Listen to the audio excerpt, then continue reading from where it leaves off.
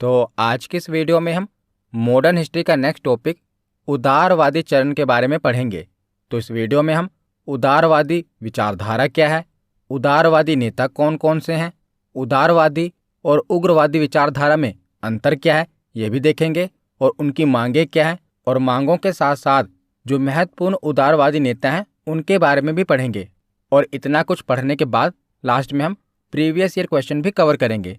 तो पहले आप पूरी वीडियो को देखें और लास्ट में प्रीवियस ईयर क्वेश्चन जरूर अटेम्प्ट करें। तो चलिए बिना देरी किए हुए वीडियो को शुरू करते हैं।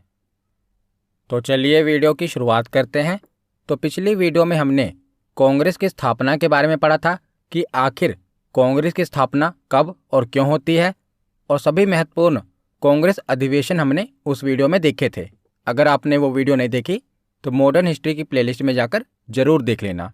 तो उसके बाद आगे अब हम भारतीय राष्ट्रीय आंदोलन के बारे में पढ़ेंगे, जिसमें हम 1885 से लेकर 1947 तक का इतिहास देखेंगे।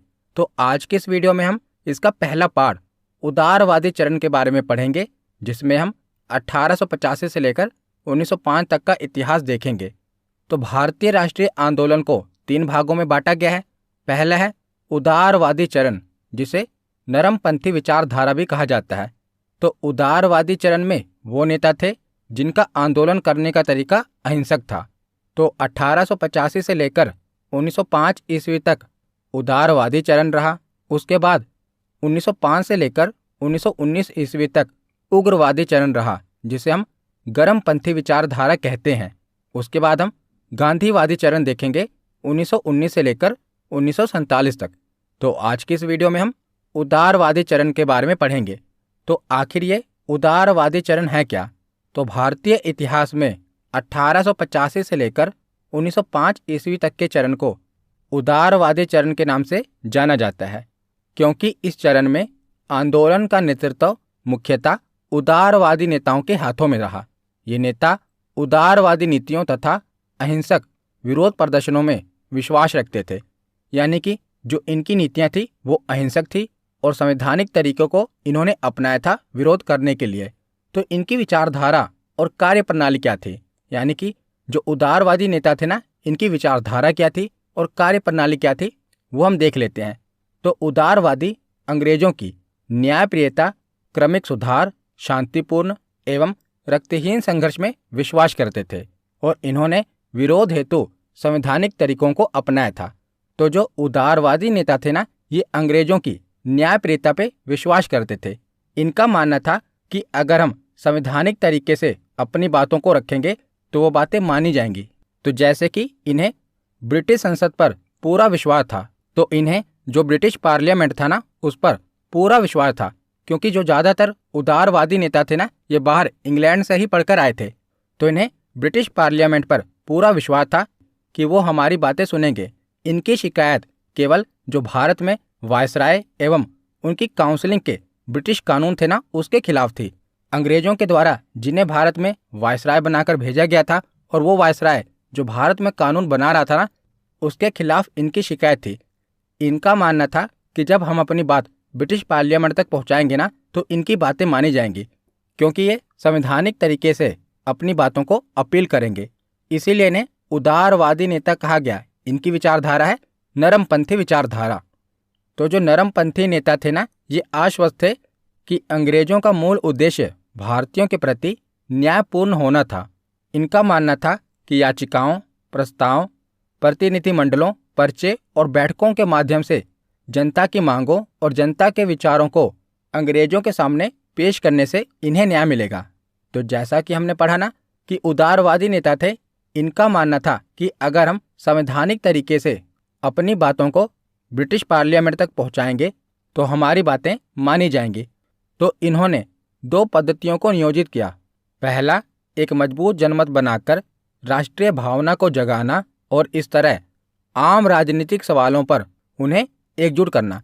तो इन्होंने क्या किया कि भारत में राष्ट्रीय भावना को जगाया और आम राजनीतिक सवालों पर उन्हें एकजुट किया। और दूसरा इनका कार्य क्या था कि अंग्रेजी सरकार को उनकी मांग की तर्ज पर सुधार करने के लिए राजी करना। तो जो नरमपंथी विचारधारा थी ना, उसे 3 P के रूप में भी जाना जाता है। कौन कौन से 3 P? प्रे, पेटिशन और प्रोटेस्ट। प्रे यानी कि प्रार्थना, पेटिशन यानी कि याचिका, प्रोटेस्ट यानी कि विरोध। और जो ये विरोध थे ये अहिंसक विरोध होते थे। तो नरमपंथियों की जो विचारधारा थी उन्हें हम 3P के रूप में जानते हैं, प्रे, पेटिशन और प्रोटेस्ट। तो हमने उदारवादी नेताओं की विचारधारा तो देख ली, अब हम ये भी देख लेते हैं कि उदारवादी यानी कि नरमपंथी विचारधारा वाले नेता कौन कौन से थे। तो कुछ महत्वपूर्ण नेता हम देख लेते हैं। तो कौन कौन से हैं? दादा भाई नौरोजी, फिरोज शाह मेहता, बदरुद्दीन तैयब जी, गोपाल कृष्ण गोखले, आनंद मोहन बसु, दीनशाई वाचा, सुरेंद्रनाथ बनर्जी, रमेश चंद्र दत्त, डॉक्टर रास बिहारी घोष और मनमोहन घोष। तो ये कुछ महत्वपूर्ण नरमपंथी नेता हैं। तो क्या आपको सबके नाम याद करने हैं? तो आपको नरमपंथी नेताओं के नाम याद नहीं करने, आपको सिर्फ जो गर्मपंथी नेता हैं उनके नाम याद करने हैं, क्योंकि जो गर्मपंथी नेता हैं वो कम हैं। उनको याद कर लोगे तो बाकी जो बचे वो उदारवादी नेता हो जाएंगे। जैसे आगे हम देखते हैं तो यह है गर्म दल के नेता यानी कि उग्रवादी नेता। तो उग्रवादी नेता कौन कौन से हैं? तो देखिए, मुख्य रूप से 4 उग्रवादी नेता हैं। इनमें से जो पहले 3 हैं इन्हें कहा जाता था लाल, बाल और पाल। इन्हें सम्मिलित रूप से लाल, बाल और पाल कहकर पुकारा जाता था।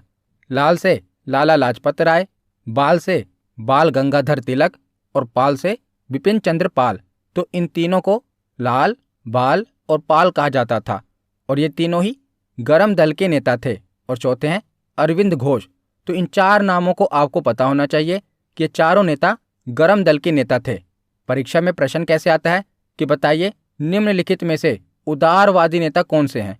तो अगर आपको ये उग्रवादी नेता पता होंगे तो जो बाकी बचे वो उदारवादी नेता हैं। तो उग्रवादी नेता में से कौन कौन है? लाल, बाल और पाल। लाला लाजपत राय, बाल गंगाधर तिलक, विपिन चंद्र पाल और अरविंद घोष। तो उसके बाद आगे अब हम उदारवादी एवं गर्मपंथियों में अंतर देख लेते हैं, यानी कि इनकी विचारधाराओं में अंतर क्या है। तो पहले है नरमपंथी विचारधारा यानी कि उदारवादी नेता। तो नरमपंथी भारत के लिए औपनिवेशिक प्रशासन में सुधार चाहते थे। तो जिन अंग्रेजों ने भारत पर एक तरह से कब्जा किया हुआ था ना, तो ये उन अंग्रेजों के शासन में ही सुधार चाहते थे। परंतु जो गर्मपंथी नेता थे ये स्वराज चाहते थे, यानी कि अपना राज। ये अंग्रेजों पर विश्वास नहीं करते थे। परंतु जो उदारवादी नेता थे ये चाहते थे कि अंग्रेजों के रहते हुए ही उनकी नीतियों में सुधार लाया जाए। परंतु जो गर्मपंथी नेता थे ये अंग्रेजों पर विश्वास नहीं करते थे। ये चाहते थे कि अंग्रेजों को भारत से बाहर निकाल दिया जाए और अपना स्वराज लाया जाए। दूसरा पॉइंट है कि नरमपंथी संवैधानिक तरीके जैसे कि प्रार्थना, आवेदन और अपील के द्वारा अंग्रेजी सरकार से रियायत प्राप्त करना चाहते थे। परंतु जो उग्रवादी नेता थे ये जन आंदोलन, बहिष्कार, स्वदेशी व राष्ट्रीय शिक्षा के द्वारा स्वराज प्राप्त करना चाहते थे। तो आप देख रहे हैं, एक है नरमपंथी विचारधारा जो अहिंसक और संवैधानिक तरीके से अंग्रेजी सरकार से रियायत प्राप्त करना चाहते थे। परंतु जो गर्मपंथी नेता थे ये आंदोलन करके और बहिष्कार करके स्वराज प्राप्त करना चाहते थे। तो आपको लग रहा होगा कि जो गर्मपंथी विचारधारा है वही सही है, पर नहीं। देखिए, पहले जो नरमपंथी विचारधारा थी, जब कांग्रेस की स्थापना हुई 1885 में कांग्रेस की स्थापना हुई, तो उस समय कांग्रेस इस हालत में नहीं थी, क्योंकि अभी नई नई कांग्रेस बनी थी। तो वो इस हालत में नहीं थी कि जन आंदोलन करके और बहिष्कार करके अंग्रेजों को भारत से भगा दे, क्योंकि वो अभी नई नई कांग्रेस का गठन हुआ था। इन्होंने केवल लोगों में एक अवेयरनेस पैदा की और लोग जब अवेयर हुए यानी कि जागृत हुए, तब उग्रवादी नेताओं का रोल आया। तब इन्होंने उन जागृत लोगों के साथ मिलकर आंदोलन किया और बहिष्कार किया। तो दोनों एक दूसरे के पूरक हैं, यानी कि उदारवादी नेता और उग्रवादी नेता दोनों एक दूसरे के पूरक हैं। दोनों का भारत की आज़ादी में महत्वपूर्ण योगदान है। तो तीसरा पॉइंट है कि उदारवादी पश्चिमी शिक्षा संस्कृति के प्रशंसक थे, क्योंकि मैंने आपको बताया कि ज़्यादातर जो उदारवादी नेता थे ये तो बैरिस्टर थे, यानी कि वकील थे, जो कि इंग्लैंड से ही पढ़कर आए थे।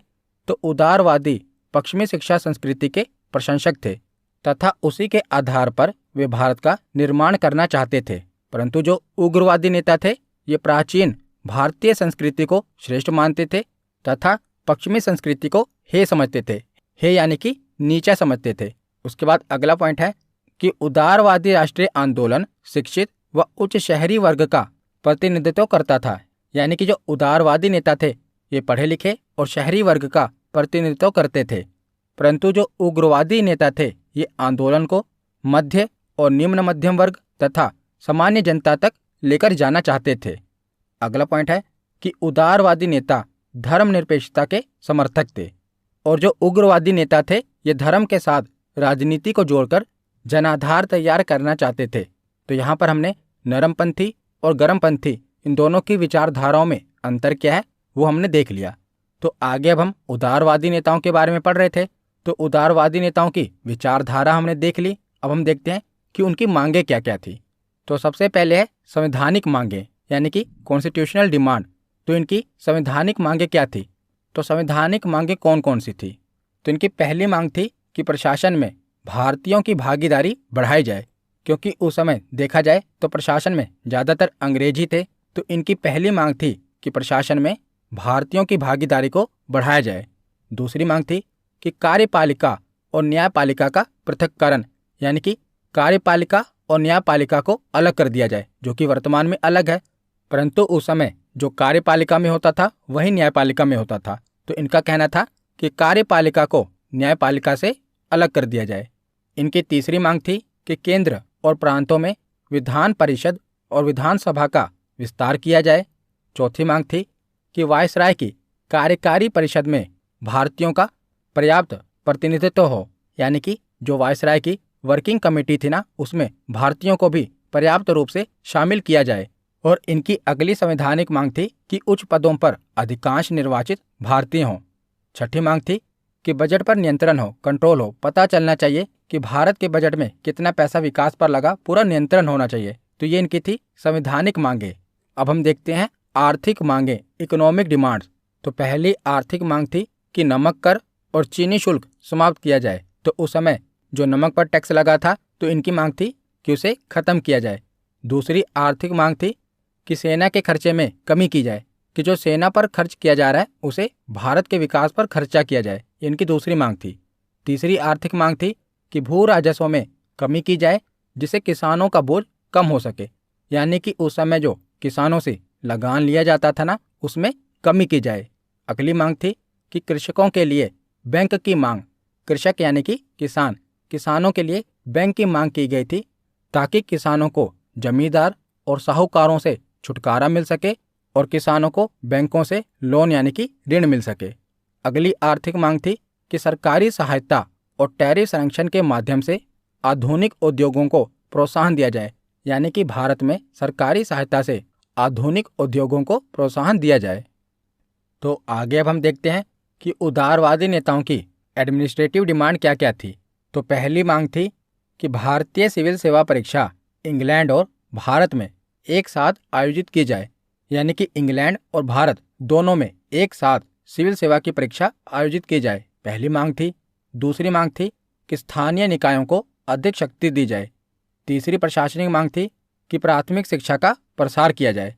चौथी प्रशासनिक मांग थी कि 1878 के शस्त्र और लाइसेंस अधिनियम का निरसन हो, यानी कि जो अंग्रेजों के द्वारा शस्त्र रखने का कानून बनाया गया था ना उस समय भारतीयों को शस्त्र रखने की इजाज़त नहीं दी गई थी।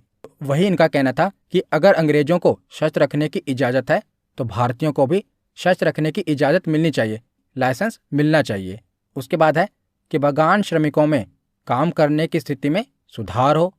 अगली मांग थी कि विदेशों में भारतीय मजदूरों का बेहतर इलाज किया जाए। अगला पॉइंट है कि कल्याण पर व्यय में वृद्धि की जाए, यानी कि पब्लिक वेलफेयर में वृद्धि की जाए। तो ये थी इनकी प्रशासनिक मांगें। उसके बाद देखते हैं कि नागरिक अधिकारों के लिए इन्होंने क्या क्या मांग की थी। तो पहली मांग थी कि संघ बनाने का अधिकार हो। तो ये तीनों ही मांगें जो अभी आप देख रहे हैं ये वर्तमान में हमारे मौलिक अधिकार हैं, पर पहले हमें ये अधिकार नहीं था, पर वर्तमान में जो हमारा संविधान बना है उसमें ये हमारे मौलिक अधिकार हैं। और मौलिक अधिकारों पर भी मैंने वीडियो बनाई हुई है, वहाँ पर मैंने उदाहरण के साथ पूरा टॉपिक समझाया है। अगर आपने वीडियो नहीं देखी तो देख लेना, मैं नीचे डिस्क्रिप्शन में उन वीडियो का लिंक भी दे दूंगा। तो पहली मांग थी संघ बनाने का अधिकार हो। दूसरी मांग थी कि भाषण और अभिव्यक्ति की स्वतंत्रता हो, यानी कि फ्रीडम ऑफ एक्सप्रेशन हो।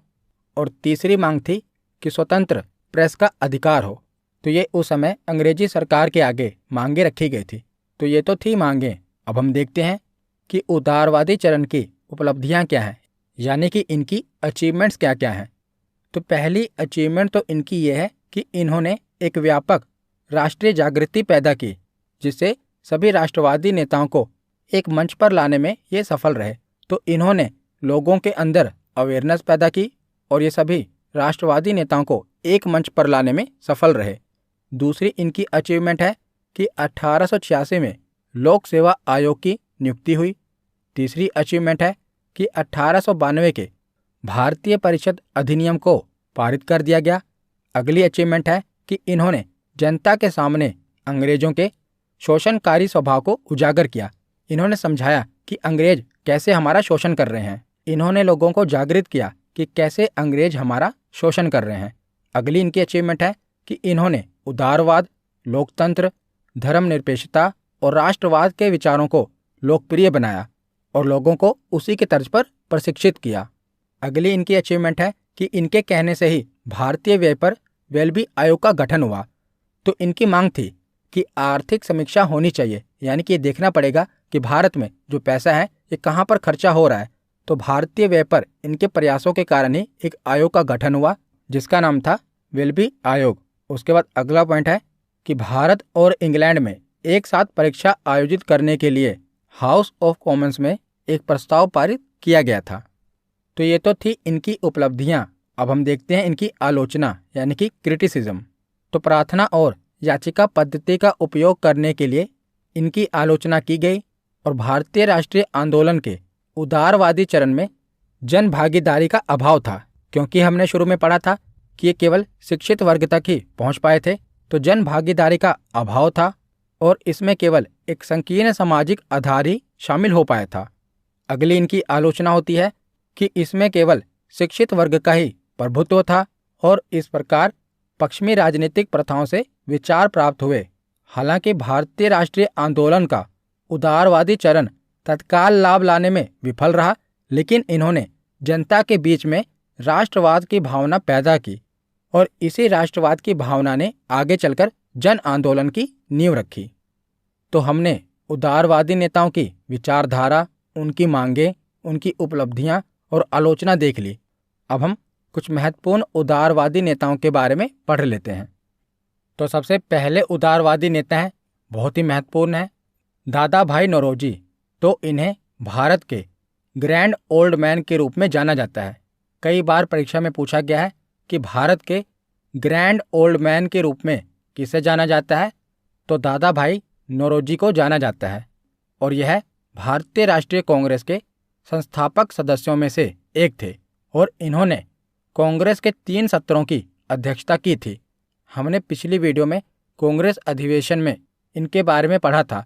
तो दादा भाई नौरोजी ने कांग्रेस के 3 अधिवेशनों की अध्यक्षता की थी और इन्होंने ड्रेन थ्योरी का तथ्य प्रस्तुत किया और अपनी पुस्तक poverty and un British rule in India में भारत के ब्रिटिश शोषण की व्याख्या की। तो बहुत ही इंपॉर्टेंट बुक है ये, poverty and un British rule in India.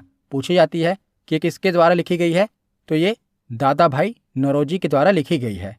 और 1892 में हाउस ऑफ कॉमन्स, यानी कि जो अंग्रेजों की संसद है, उसकी लोकसभा में पहुंचने वाले ये पहले एशियाई थे। तो ब्रिटिश संसद का सदस्य बनने वाले ये पहले एशियाई थे, याद रखिएगा। और भारत की राष्ट्रीय आय की गणना का प्रथम प्रयास दादा भाई नौरोजी ने ही किया था, यानी कि जो भारत की नेशनल इनकम है इसको निकालने का पहला प्रयास किसने किया था, दादा भाई नौरोजी ने किया था। इन्होंने वर्ष 1867-68 में भारत की नेशनल इनकम निकाली थी 340 करोड़ रुपए और उस समय प्रति व्यक्ति आय निकाली थी 20 रुपये। तो ये पूछा जाता है कि भारत की राष्ट्रीय आय की गणना का प्रथम प्रयास किसने किया था, तो दादा भाई नौरोजी ने किया था। उसके बाद अगले महत्वपूर्ण उदारवादी नेता हैं फिरोज शाह मेहता। तो फिरोज शाह मेहता को बॉम्बे का शेर, यानी कि लायन ऑफ बॉम्बे के रूप में जाना जाता था और 1890 में इन्हें भारतीय राष्ट्रीय कांग्रेस के अध्यक्ष के रूप में भी चुना गया था। और बॉम्बे क्रॉनिकल एक अंग्रेजी साप्ताहिक अखबार था जो इनके द्वारा 1910 में शुरू किया गया था। तो ये पूछा गया है कि बॉम्बे क्रॉनिकल अखबार के संपादक कौन थे? तो फिरोज शाह मेहता। और कानून में इनकी सेवा के लिए इन्हें अंग्रेजों के द्वारा नाइट की उपाधि भी दी गई थी। अंग्रेजों के द्वारा इन्हें नाइट की उपाधि दी गई थी। उसके बाद अगले नेता हैं व्योमेश चंद्र बनर्जी। तो यह भारतीय राष्ट्रीय कांग्रेस के सह संस्थापकों में से एक थे और ये एक भारतीय बैरिस्टर थे। तो ये भारतीय राष्ट्रीय कांग्रेस के पहले अध्यक्ष थे। तो पिछली वीडियो में हमने पढ़ा था कि भारतीय राष्ट्रीय कांग्रेस के पहले अध्यक्ष कौन थे? तो व्योमेश चंद्र बनर्जी। और यह ब्रिटिश हाउस ऑफ कॉमन्स का चुनाव लड़ने वाले पहले भारतीय थे, पर यह चुनाव हार गए थे। जीते कौन थे? दादा भाई नौरोजी। तो ये ब्रिटिश संसद में चुनाव लड़ने वाले पहले भारतीय थे, पर ब्रिटिश संसद में चुनाव जीतने वाले पहले भारतीय कौन थे? दादा भाई नौरोजी। उसके बाद अगले महत्वपूर्ण नेता हैं सुरेंद्र नाथ बनर्जी। तो सुरेंद्र नाथ बनर्जी को राष्ट्रगुरु के नाम से जाना जाता है। याद रखिएगा, इन्हें राष्ट्रगुरु कहा जाता है। तो 1876 में इन्होंने राजनीतिक सुधार के लिए इंडियन नेशनल एसोसिएशन की स्थापना की थी। तो ये पूछा जाता है कि इंडियन नेशनल एसोसिएशन की स्थापना किसने की थी? तो सुरेंद्र नाथ बनर्जी ने। और इन्होंने द बंगाली नाम से एक अखबार भी शुरू किया था।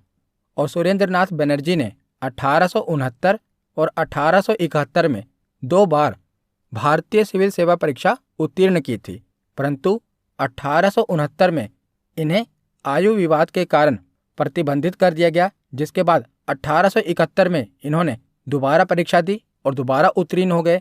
लेकिन 1871 में इन्हें नस्लीय भेदभाव के कारण बर्खास्त कर दिया गया था। तो दोनों बार भारतीय सिविल सेवा परीक्षा में ये पास तो हो गए, पर अंग्रेजों के द्वारा षड्यंत्र करके इन्हें बर्खास्त कर दिया गया। और इन्होंने सविनय अवज्ञा आंदोलन का प्रस्ताव भी रखा था सुरेंद्र नाथ बनर्जी ने। उसके बाद अगले महत्वपूर्ण नेता हैं जस्टिस एम.जी. रनाडे। तो जस्टिस एम.जी. रनाडे को अंग्रेजों के द्वारा राव बहादुर की उपाधि से सम्मानित किया गया था और यह भारतीय राष्ट्रीय कांग्रेस के संस्थापक सदस्यों में से एक थे। और इन्होंने पूना सार्वजनिक सभा, प्रार्थना समाज और अहमदनगर एजुकेशन सोसाइटी की स्थापना में अपना एक अहम योगदान दिया था। उसके बाद अगले नेता हैं गोपाल कृष्ण गोखले। तो गोपाल कृष्ण गोखले एक महान समाज सुधारक और शिक्षाविद थे। तो 1905 ईस्वी में गोपाल कृष्ण गोखले ने सर्वेंट्स ऑफ इंडिया सोसाइटी की स्थापना की थी। और ये कई बार एग्जाम में पूछा गया है कि सर्वेंट्स ऑफ इंडिया सोसाइटी की स्थापना किसने की थी? तो गोपाल कृष्ण गोखले ने की थी। और गोपाल कृष्ण गोखले को महात्मा गांधी का राजनीतिक गुरु माना जाता है। यह भी परीक्षा में बहुत बार रिपीट हुआ है कि महात्मा गांधी के राजनीतिक गुरु कौन थे?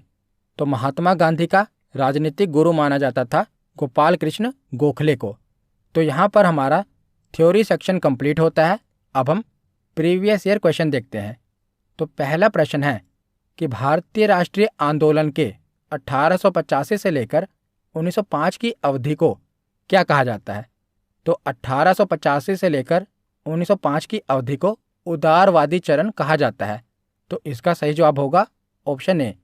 अगला प्रश्न है कि निम्नलिखित कांग्रेसी नेताओं में से किसको भारत का महान वृद्ध व्यक्ति यानी कि grand old man of India कहा जाता है? तो grand old man of India दादा भाई नौरोजी को कहा जाता है। तो इसका सही जवाब होगा ऑप्शन सी। अगला प्रश्न है कि वह कौन सा प्रथम भारतीय था जो ब्रिटिश संसद के लिए निर्वाचित हुआ था? तो इसका सही जवाब क्या होगा? इसका भी सही जवाब है ऑप्शन सी, दादा भाई नौरोजी। अगला प्रश्न है कि निम्न में से कौन नरमपंथियों में नहीं थे? तो आपको बताना है कि निम्न नेताओं में से कौन गर्मपंथी नेता हैं। तो देखते ही पता चल गया होगा कि बाल गंगाधर तिलक ये गर्मपंथी नेता थे। तो लाल, बाल और पाल ये गर्मपंथी नेता थे। तो इसका सही जवाब है ऑप्शन बी, बाल गंगाधर तिलक।